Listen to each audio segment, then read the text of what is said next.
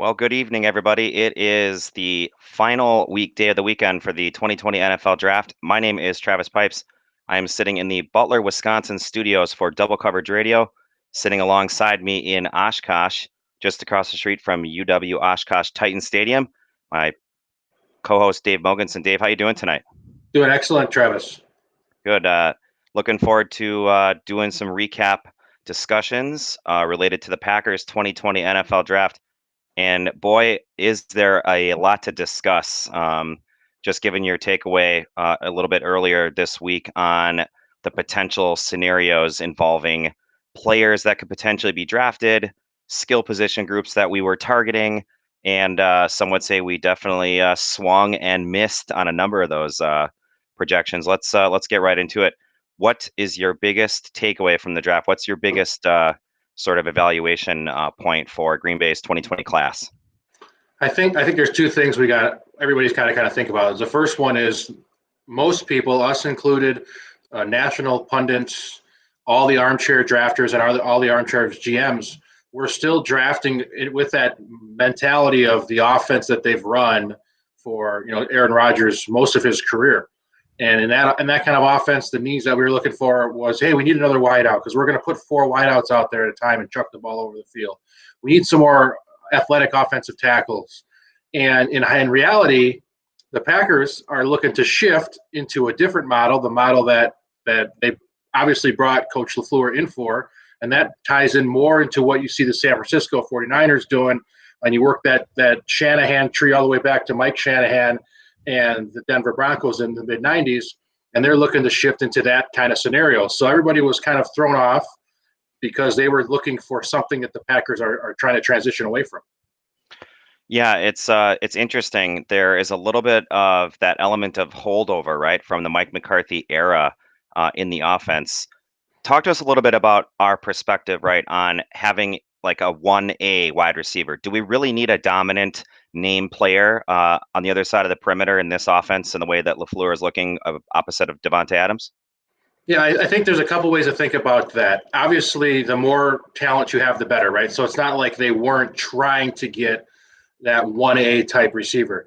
But in the style of offense they're putting in, there's a less premium on having two or three guys. The Packers have had Jennings and Jordy and Driver and Jennings, and worked their way through with Cobb and Adams. And at a time they had all those guys in one roster. So there's not as much of a premium as having those five guys or those four guys that can spread an offense out as there is in the new style of offense that they're trying to put in. What's the impact, Dave, of AJ Dillon on this offense? I know people think of Green Bay and the backfield and they picture Aaron Jones, out in space and, making double moves and scoring, 18 plus touchdowns. Jamal Williams is obviously the road grader. Where does AJ Dillon fit into in terms of his profile with the way that Matt LaFleur wants to run the ball? Yeah, I think A.J. Dillon fits in really well with the style, with that style of running game that they're using. You look at what the San Francisco 49ers did with those kind of guys, powerful guys, low center of gravity guys who are one cut and go kind of running backs. And Dillon fits that. I'm not sure if they had targeted Dillon. I think it was a matter of, hey, he's here. We think he fits really well. The fact that Aaron Jones and Jamal Williams are both up for a contract after next year probably played into the fact that they were going to take a running back at some point. And we talked about that on our pre-draft show, that they're probably going to take a running back. It just was a matter of that one. I think was a matter of the board falling away that they had a guy they had highly rated, fell to him at 62. Yeah, we did talk about Green Bay and the potential scenarios of do they take a running back? Obviously, the conjecture there was guys like Jonathan Taylor and DeAndre Swift and J.K. Dobbins late and early part of first round and the second round. Where do we think the offense is lining up in terms of who the projected players are at tight end? Let's talk about that in the third pick of the draft in the third round for the Green Bay Packers, Josiah DeGuara from Cincinnati. How do you like how he fits into this scheme? I think DeGuara is a great fit for what they're trying to do, right? So they have Sternberger, who's more traditional tight end, can also flex out a little bit. And we kind of thought he was in that more Jermichael Finley mode where he's a really athletic tight end and can play some split out wide. And they'll still do some of that stuff with him, but they also need that guy who can be an H-back, he can be a fullback, he can be an inline tight end, he can be a split tight end, and he can go and mess around out wide here or there on a linebacker. And DeGuarda fits that mold perfectly. That's what he did. You go back and nobody was really thinking about that guy might be a Packers guy, right? So then you go back and watch some of his film and you see some of the breakdowns, and there's games where he lined up at 5 or 6 different spots on the line of scrimmage within the first series or two of a ball game. So I think he fits really well. I know Coach LaFleur has already talked about him, how he's going to be kind of that jack of all trades, lining up all over the field, a lot of motion. He's that guy that can help them be really versatile on offense. Yeah, definitely. It was interesting when you look at the tape now. In the past, the last couple seasons, they moved him all over the formation, which I think is definitely appealing to keeping the offense sort of rooted in that motion philosophy that Matt LaFleur has gained sort of from the Kyle and Mike Shanahan tree. Let's talk a little bit about the offensive line. I'm going to pull up our pick shower, which illustrates where we went in this draft. We could talk a little bit more about each of these selections, specifically the offensive line. I know the fans were looking at potentially adding talent at the perimeter at wide receiver, inside linebacker in that scheme, and they actually didn't end up taking a linebacker until the 5th round, and Kamal Martin from Minnesota. Let's talk a little bit about the guys they picked up in the rounds 6 and 7, and where we see them fitting into that forecast on the offensive line. Well, we knew that they were going to take at least 2, probably 3 offensive linemen, right? With the amount of guys they have under contract after this next year, they needed to get some guys in here to build that depth and make sure they're set for future years, right? The draft is never about just next year, and sometimes the fans lose sight of that, right? But the one difference that a lot of national pundits and ourselves included we were still looking for that Mike McCarthy era offensive lineman, that athletic guy. He's going to pass set a lot.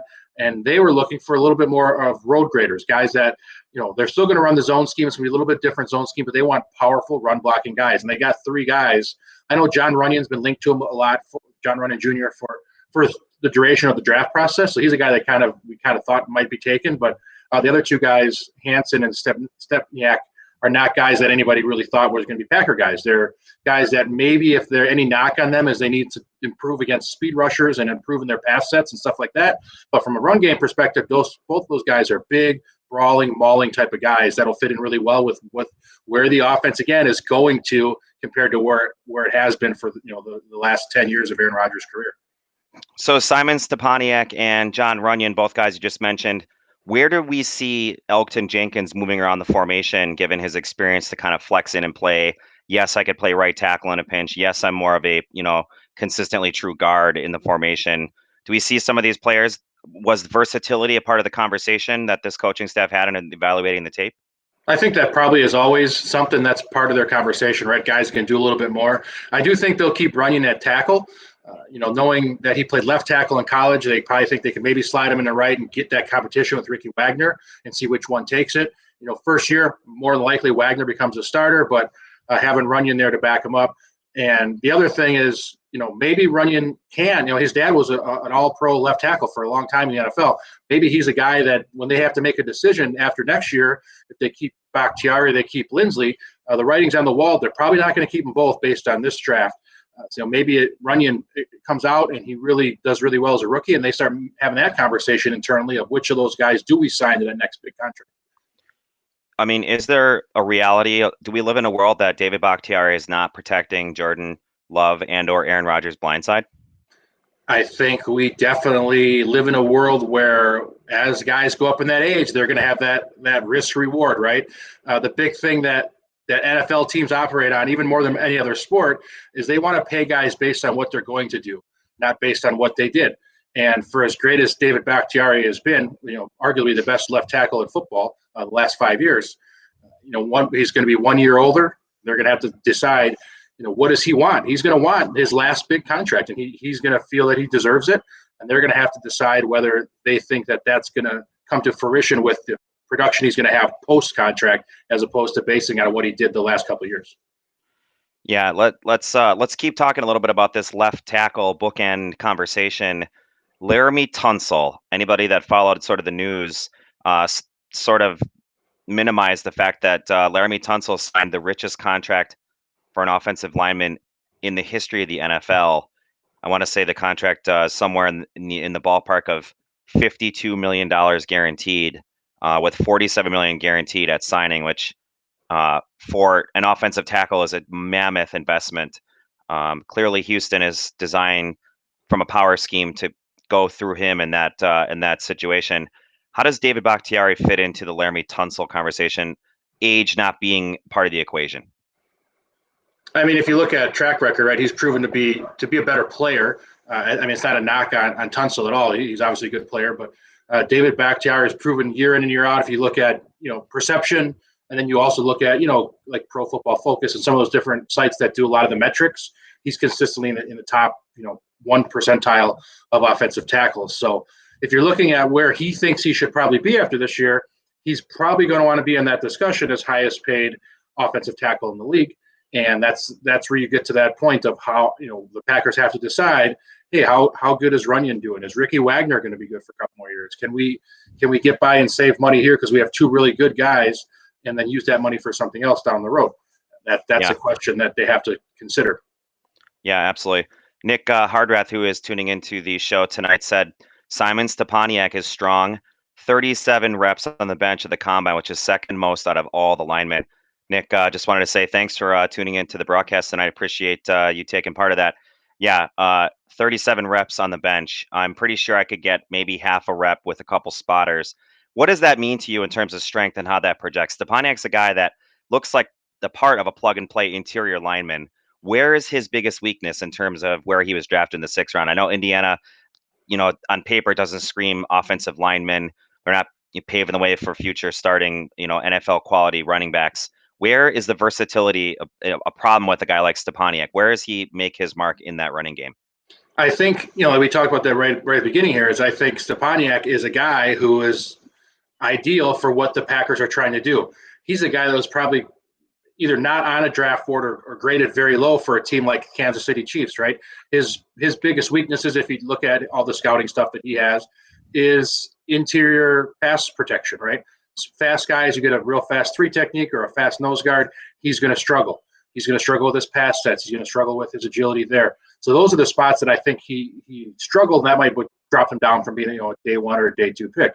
But in run game, he looks like he can, like you said, step right in and be a plus player in the Packers in that guard position. Look, Jenkins has probably solidified himself after a really good, a fantastic rookie year.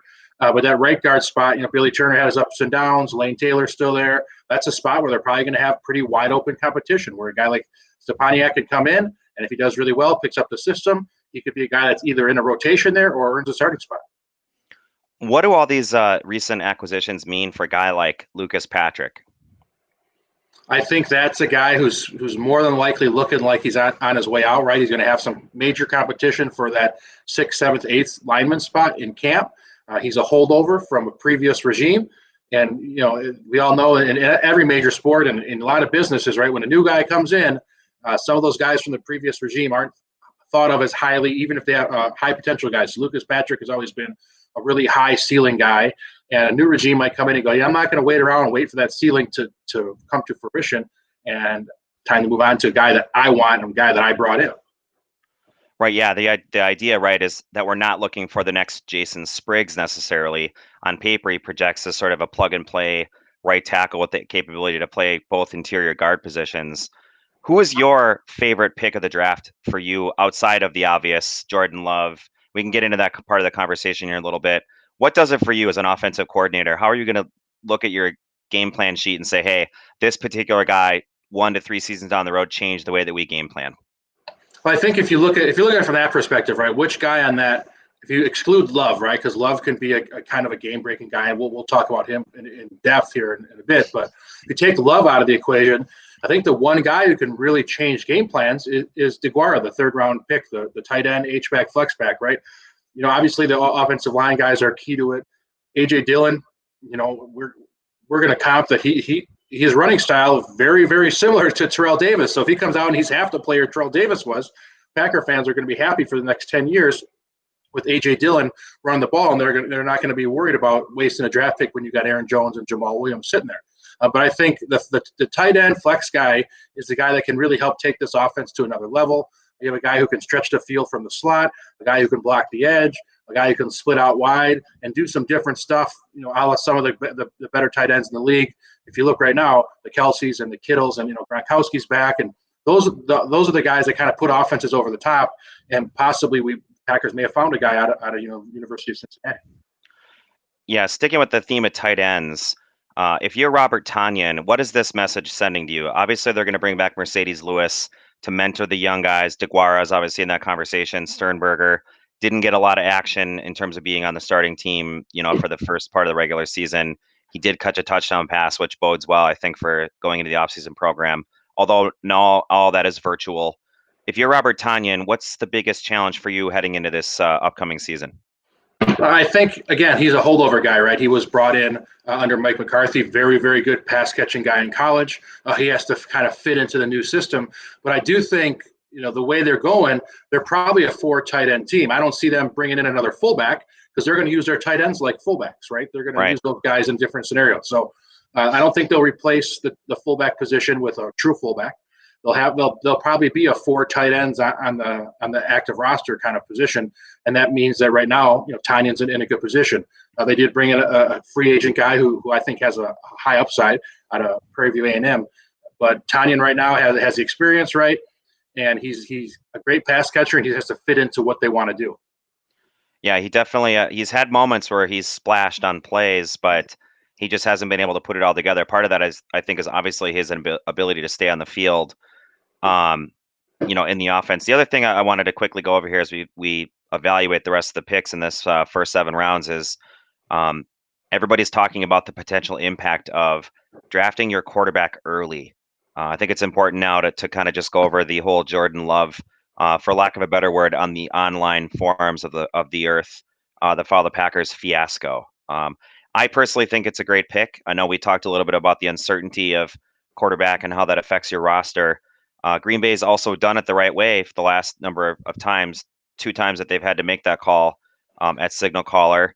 They brought in Brett Favre. They traded a first-round pick when Don Majkowski was sort of entrenched as their quarterback in the early 90s. They did it again when Favre still had plenty of years ahead of him, 36 years old, 37 years old, drafted Aaron Rodgers. I'm not necessarily comparing this situation to that of Brett Favre because Aaron Rodgers has not said in the media and, to the organization leaders, hey, I'm thinking about retiring. Hey, there's a possibility I might not come back next year. Oh, I want to play. The yo-yo game was pretty significant for the last number of years, right before we made that decision to draft Aaron Rodgers in the fifth 2005 in the end of the first round. The big thing I heard from this was, and help me out here, let's understand Brian Gutekunst's mindset because he said that they quote didn't plan for it. Is he just too good of a prospect? What are your thoughts on where we stand with Jordan Love?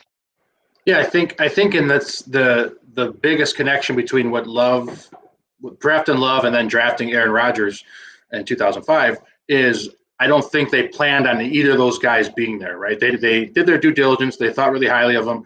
They didn't plan on them being there. Obviously, Rodgers fell right in their lap. They didn't have to make any moves. But I do think that the Packers want to be a team that's always looking to the future and building a future, right?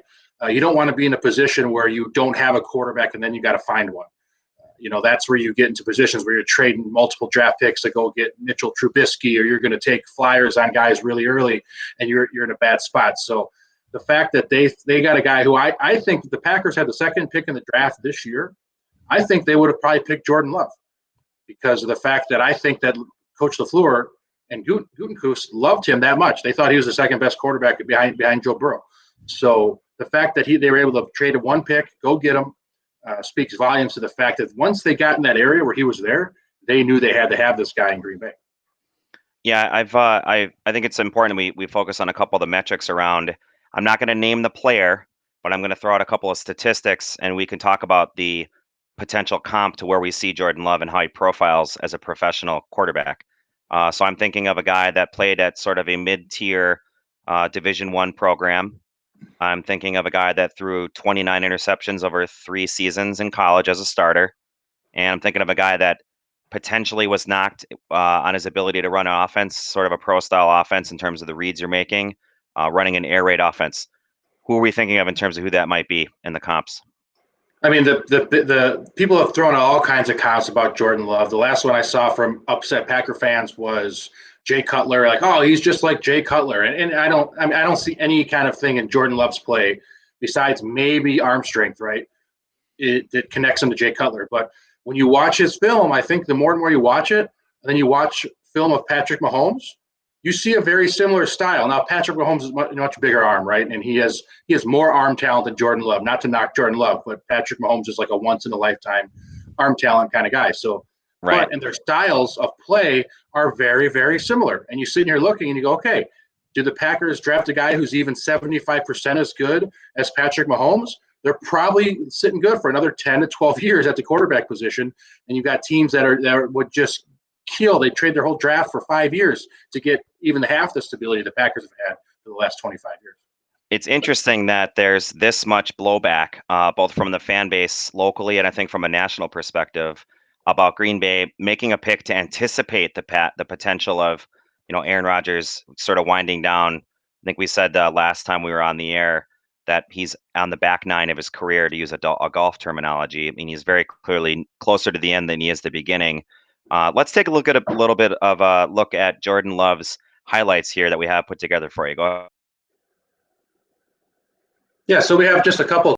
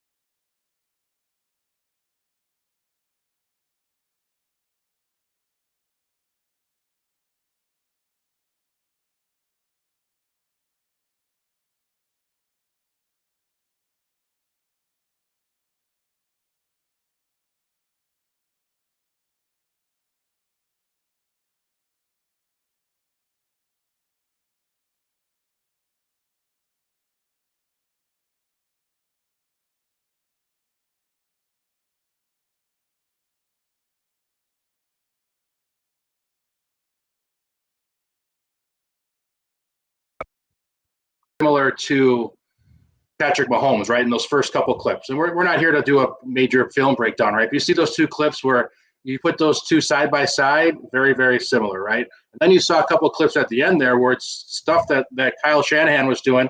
Packer fans probably can still remember some of that stuff from that NFC title game where very simple RPO reads where you're pounding the ball. You're getting all that second level guys, those linebackers, those strong safeties to bite up, and you're throwing just slants behind them, right? How much time have the Packers spent living off of slants under Mike Holmgren and then Mike Sherman and then Mike McCarthy, right? And now they're still going to do the same thing. It's just going to be a little different style than they're used to seeing. Yeah, a great analysis. Thanks, Dave, for the breakdown.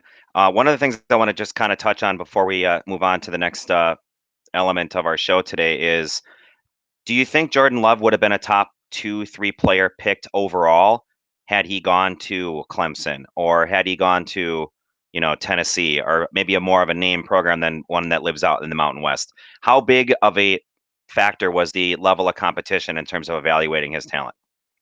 I don't know necessarily if that would have a factor as much, right? Because you got to look at all scenarios. Has he gone? If he goes to Clemson, does he even start? Does he even get an opportunity, right? So he's able to get. He wasn't a super highly recruited guy. He was able to get an opportunity out at Utah State.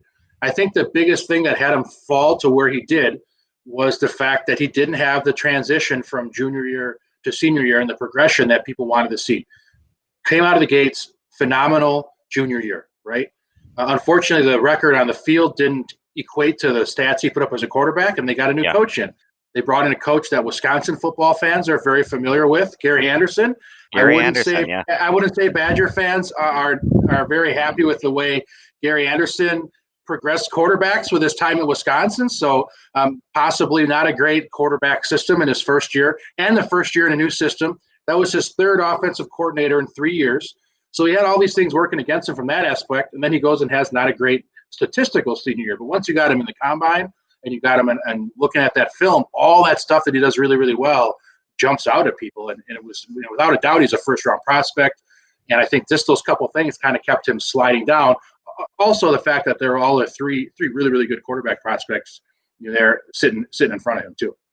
Yeah, it's interesting. Had Jordan Love been a projected quarterback prospect like maybe last year, we'd be considering him as maybe even the top overall pick. I think just given where he's from. He also, just from a statistical perspective, he averaged 8.6 air yards per attempt, which was good for second in the nation. That's on any throw longer than 5 yards in the line of scrimmage. That's the kind of velocity and trajectory you want from a guy who is going to be your quarterback in this type of an offense. And I think RPOs is going to be clearly a way that Matt LaFleur is going to be sort of grading his offense as we move forward. What's the benefit of a guy like Jordan Love coming into this offense, learning behind Aaron Rodgers? Obviously, what jumps out on the page is the fact that Aaron Rodgers is a surefire Hall of Famer. Do we see there being any potential conflict around Aaron Rodgers saying, "Yeah, it's not really my job to coach him up," similar to the circumstances around Brett Favre? To me, on paper, it looks like there could potentially be a decent marriage in this situation, given that Love isn't going to challenge or maybe even realistically threaten for the job for at least the next couple seasons. Would you agree with that? Yeah, I definitely agree with that. I don't think Aaron Rodgers feels threatened, but I do think that he's probably thinking now, if I'm going to play as long as I thought I might want to play, it's not going to happen in Green Bay. That's the only storyline from those two, I think. It'll be unique to see what happens, right? We all know what happened when Rodgers came in with Favre, and Favre kind of gave him the cold shoulder. Favre publicly said, "It's not my job to train any quarterbacks. He can learn from watching me." So it'd be unique to see if Aaron Rodgers takes that same mentality, or if he goes, above and beyond and does try to help a young guy. There's the big signing today with Jameis Winston going to the Saints, Yes. and the narrative you see around all that is Drew Brees has consistently gone out of his way to help young quarterbacks.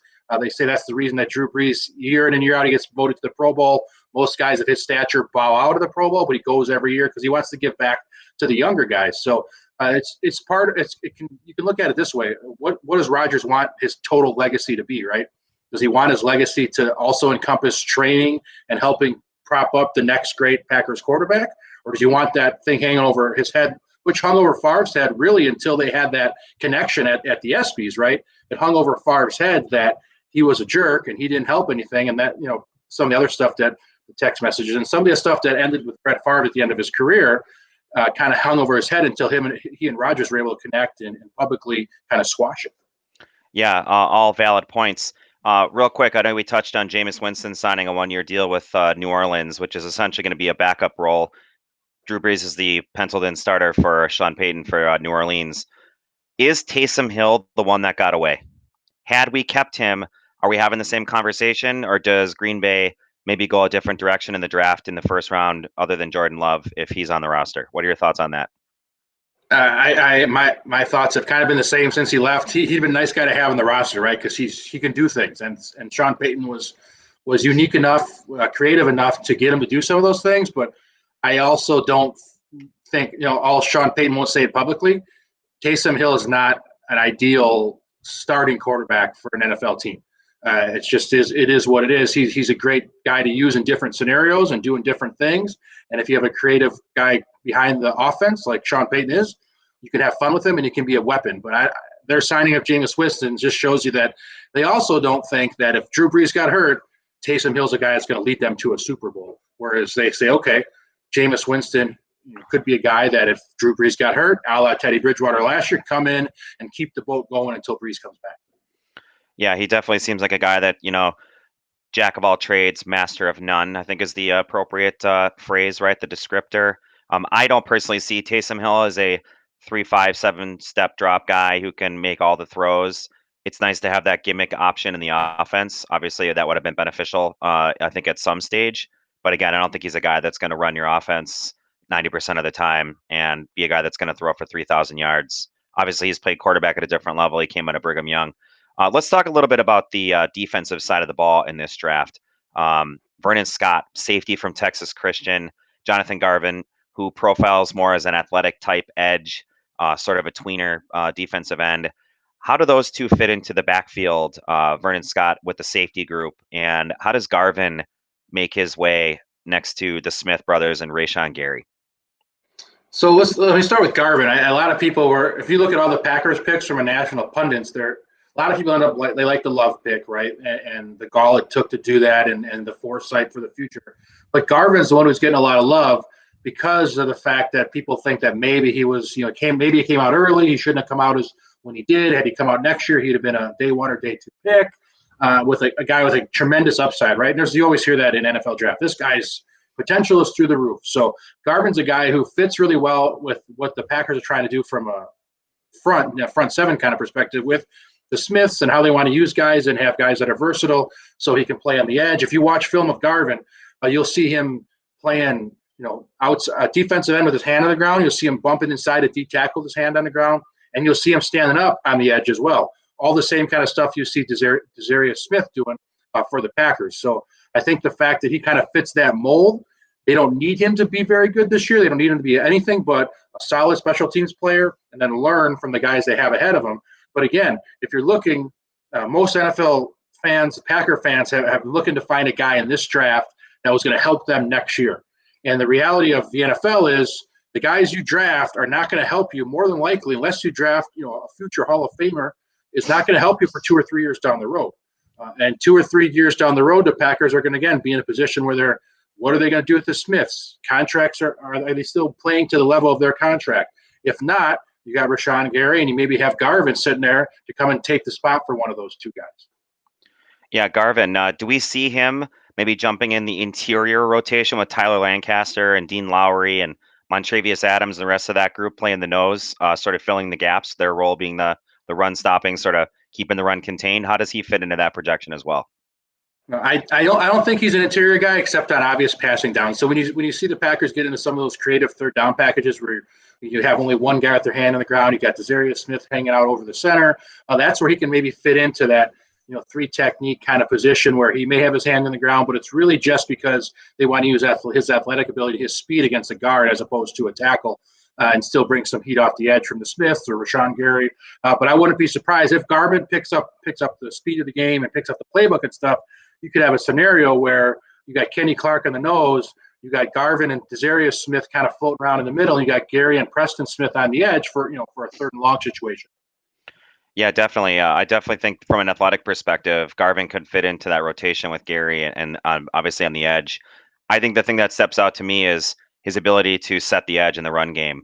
Everybody thinks of that number, 285, right? The yards rushing we gave up on the road in the NFC Championship loss.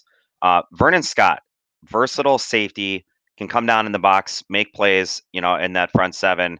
Where does he fit in terms of the situation with Darnell Savage and Adrian Amos in the safety group?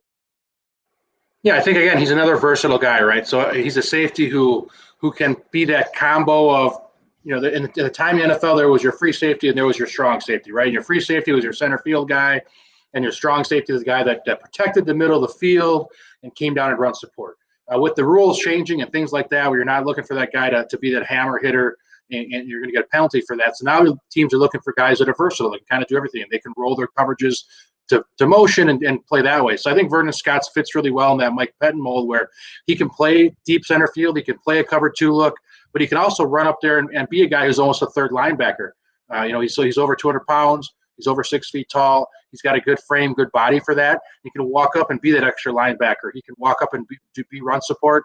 And that one of Pettin's things that he loves to do is bring the heat from a defensive back. So whether it's a slot corner or a slot safety, that's one of the things that Pettin's defense has been known for. And Vernon Scott's a guy who fits that bill. It can line up there, hovering over the slot, and then take a hard rush off the edge. All right, Kamal Martin, linebacker, Minnesota out of the Big Ten. He's had some issues with the medical, with staying available. How does he fit into that group with Christian Kirksey and some of the other inside guys? What are they planning on doing with a guy like him who doesn't necessarily have all the qualified medical clearances that we would maybe necessarily have with the 4th or 5th or 6th round linebacker? Yeah, I think if you're looking at why guys drop, right, and it's like you alluded to before, it's a little bit of a crapshoot draft, right? Let's draft these guys. We don't know how they're going to take to NFL coaching, how they're going to take to the speed of the NFL playbooks, and the fact that you're a professional athlete now. How are you going to play to that? So I think if you look at Kamal Martin, he's a very very athletic guy, big good sized guy. athletic guy, good vertical, good 40 time. He fits the mold that the Packers are looking for from their interior linebackers, right? He was an outside linebacker in a 4-3 in college. That kind of connects to being more of an inside guy in the Packers look. So he's kind of mixed in there. Now, Packer fans are looking for Patrick Queen or Kenneth Murray and really that freak kind of athlete in that position. Kamal Martin might be a step below those guys as far as athletic ability, but we all know that athletic ability and football ability don't always jive perfectly, right? The guy who's got the best 40 time and the biggest strength and the best vertical jump isn't always the best football player. So again, Kamal Martin's a guy who had some injury issues in college, played, part of the renaissance of Minnesota, was there as they built it back up, and PJ Fleck got that thing going. So he's got that under his belt, playing in the Big Ten, playing against really good football players. So he's a guy who come in and surprise and maybe be part of that rotation and competition with Kirksey and with Oren Brooks and with Summers to see who can come rise out of that competition and take over those starting linebacker spots. Yeah, and we didn't even get a chance to get the name Curtis Bolton, who was going into last season with a fair amount of hype inside there on the line. He obviously got hurt and didn't contribute. Was it a surprise to you that Green Bay did not take a perimeter corner in that secondary? Kevin King has had some issues. Obviously, he got through last season fairly unscathed. Jair Alexander has played fairly well. You've got a number of other backs in that secondary. Was it a big deal that Green Bay said, we feel comfortable with where we are with cornerback, but given the history of some of the other players on the roster, were you surprised that they didn't make a selection at any point on day 3? I wasn't totally surprised. I think they were waiting for the right person, right? I do think they feel pretty comfortable with going and getting Tramon Williams. I'm sure he's going to give him a hometown discount, come back on a fairly team-friendly deal. And I think they felt pretty good about having that in their back pocket. And if they had a guy that they felt was a really good fit somewhere along that 4, 5, 6, 7th round area, I think they would have pulled the trigger. But then again, they obviously didn't see anybody that they thought would beat out Tramon Williams. And I think one quote that Gutekunst had about wide receivers was, when they were sitting there they wanted to get Jordan Love, right? So they kind of threw receiver out the window. Then they're sitting there in the second round and they're looking at the guys available. They didn't feel confident that guy would come in and beat out somebody already on the roster for playing time. So when they're looking at drafting a corner, same thing with Tramon Williams. Knowing they have Tramon Williams there, they can go out and sign him. He's already publicly said he's either signing with the Packers or he's retiring, right? He's not going anywhere else. They're probably looking at these guys going, I don't necessarily need a guy if I got Tramon. Am I going to draft a guy in the 5th, 6th, or 7th round that I might end up putting on the practice squad because he's not going to be able to beat out Tramon Williams? Yeah, that's interesting. Tramon Williams essentially said, if I'm not playing in Green Bay, I'm probably not going to continue the journey. He's been around, since 2006, 2007. Center Jake Hansen from Oregon projects as a center. How do you see that as sort of leverage against where we are with Corey Linsley moving forward? I know we talked about we need to start thinking 2 to 3, 4 seasons down the road. Is Hansen a guy that you see as more of a developmental player? He was kind of a part-time starter until the last half of the Pac-12 season. Where does he fit in that offensive line group? Yeah, I definitely, again, knowing that Bakhtiari and Linsley are both going to be free agents, knowing that they're both going to deserve and want a pretty hefty contract, the Packers got to start hedging their bets, right? They don't know what's going to happen. They don't know what they're going to be at for cap room and what that negotiation is going to be like, right? They may have already started having negotiations to maybe do an early extension, but I think Hansen's a guy that is a no threat to come in and start over Corey Linsley, right? Corey Linsley is a very, very good football player, a plus starter for most NFL teams, including the Packers, right? So Hansen comes in, gives them a guy with college experience as a center.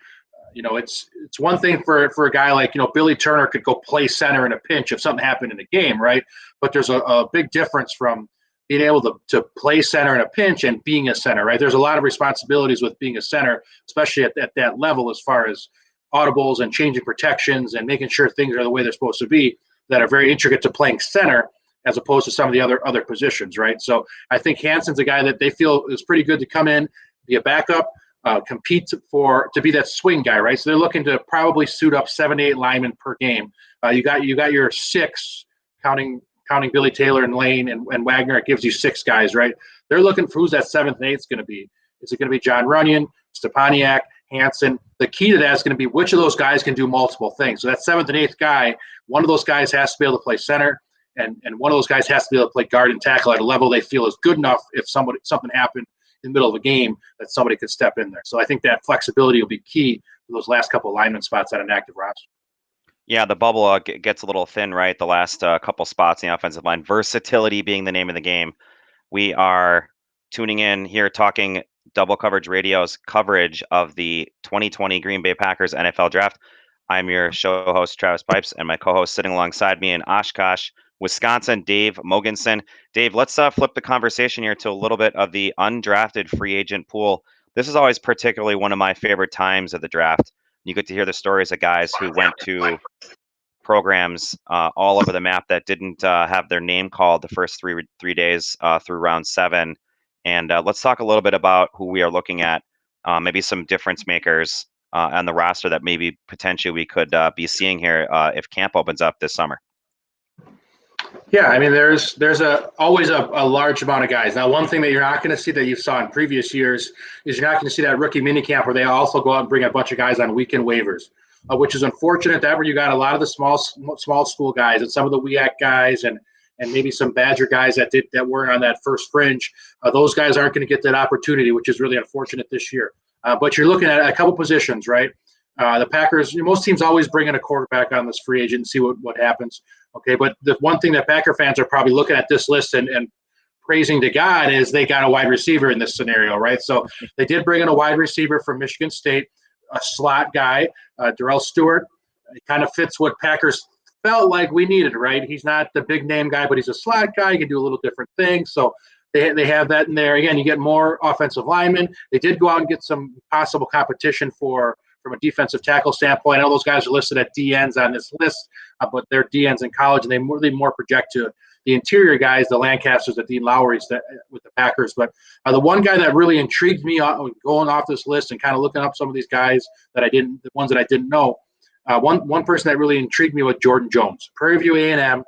All right, so BHCU guy, a smaller FCS program, but he's that mold, right? Just like our third round pick is that tight end, fullback, tweener, super athletic guy. And Jones is a really, really freak athlete. So he's a guy that I think gets a flyer. He's a little bit undersized from that position, right? So, again, he's not a guy that I expect to come in here and be like wildfire from day one and he's going to be a Pro Bowl player. The chances of drafting a Randy Moss or picking up a Randy Moss are pretty slim, right? Even great undrafted guys, somebody like Wes Welker, hung around for a couple of years in the practice squad. Then he was a kick returner, and then he finally got his opportunity. So you're still looking 2 or 3 years down the road. But I think if you look at this lineup of guys, Jordan Jones is the one that really jumps off the most to me as a guy who could possibly be a difference maker down the road. Possibly Danny Amendola light, possibly Wayne Corbett. Now you mentioned Wes Welker as undrafted guys that made a name for themselves.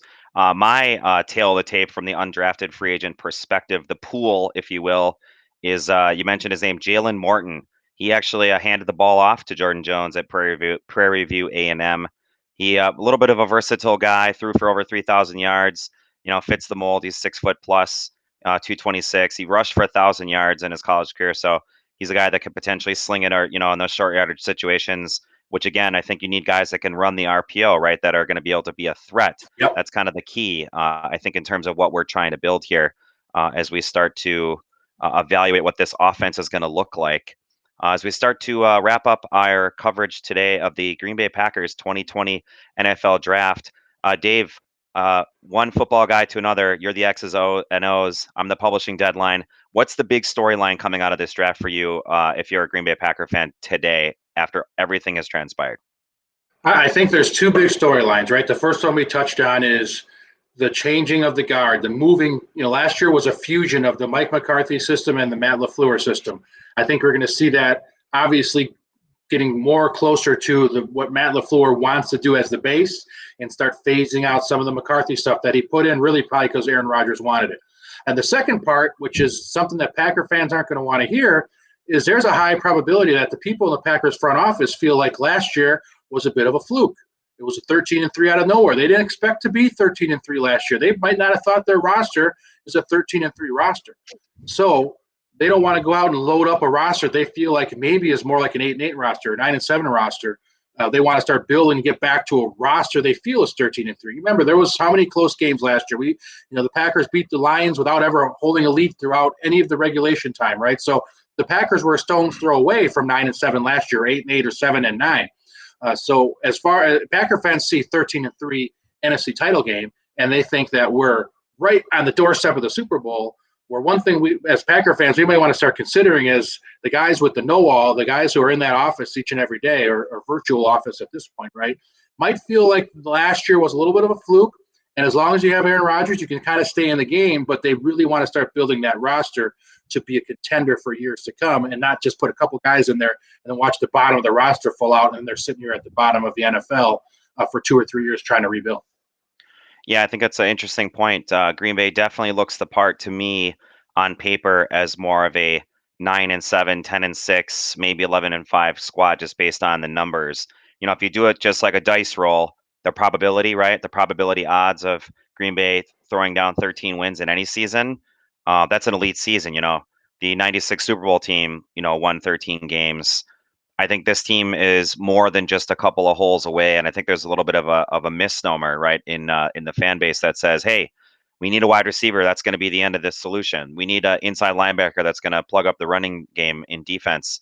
I think there's more to it than that, which I think this draft definitely speaks to. Um, Dave, it's been great having you on the show as we wind down here on Double Coverage Radio on Facebook.